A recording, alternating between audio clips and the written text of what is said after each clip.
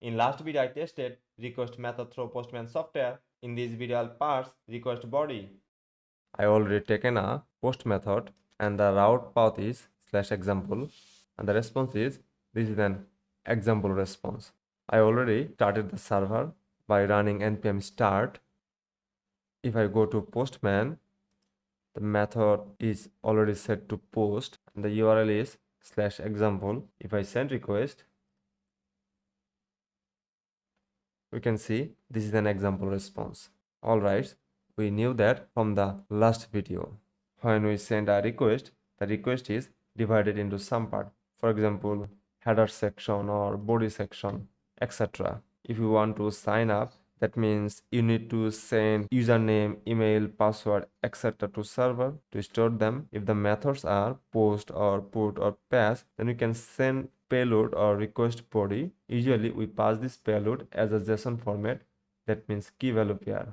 One point you should keep in your mind: in which format you want to send data to server, you have to mention it in header section. A request header is a HTTP header that can be used in an HTTP request to provide information about the request context. For example, accept, in which format you as a client allow to get response. You may allow to get response in JSON format or any plain text format. Another header is content type.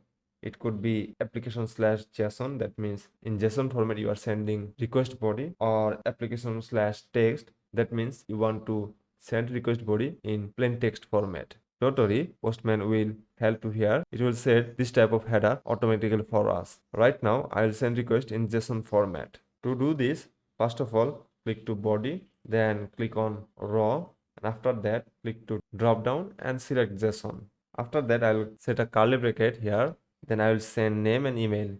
In our case, name is Jahid and email is jahid@xyz.com. If you go to VS Code, under request object, there is a property which is body. When the client sends a request body from the server, we can receive this request body by this request body property. So let's put it in a variable.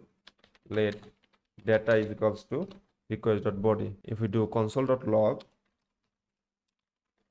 data, save the file, set the VS Code and Postman alongside. Now, if I send a request, we got undefined instead of actual data. Alright, from the server, you have to mention in which format you want to use request payload or request body. This app instance provides us a use method, app.use. Within the use method, we can pass middleware function. By the way, middleware function is a very important topic for Express framework. We have a dedicated section for this middleware function. Just keep in your mind, middleware can be used to modify request and response, and app.use method is used to call this middleware function. We can use as many as use method and as many as middleware. We can use built-in middleware or custom middleware. In this case, I'm going to use a built-in middleware function provided by Express, and that is express.json.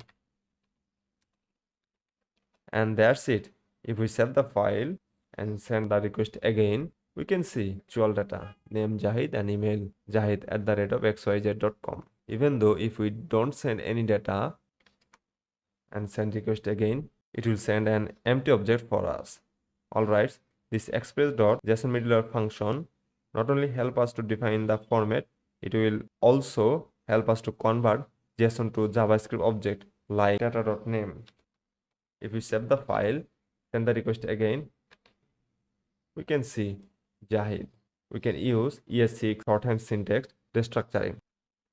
Name, email, and if we do console.log, name, email, save the file, send the request again, we can see name Jahid and email jahid@xyz.com. Alright, back to previous code again by hitting Ctrl+Z. We can change the request format by changing middleware function. Express provide us text middleware function. If we save the file, change JSON to text. If we don't change JSON to text and send the request, we'll get empty object as we have set middleware function express.text. So change format JSON to text, and this is text only. If we send the request, we'll get this is text only request body. Even though we can receive buffer data as well by calling express.raw, then we have to manually change the content type. Postman cannot help here right now. So content type application/octet stream. In that time, above content type is ignorable, and the body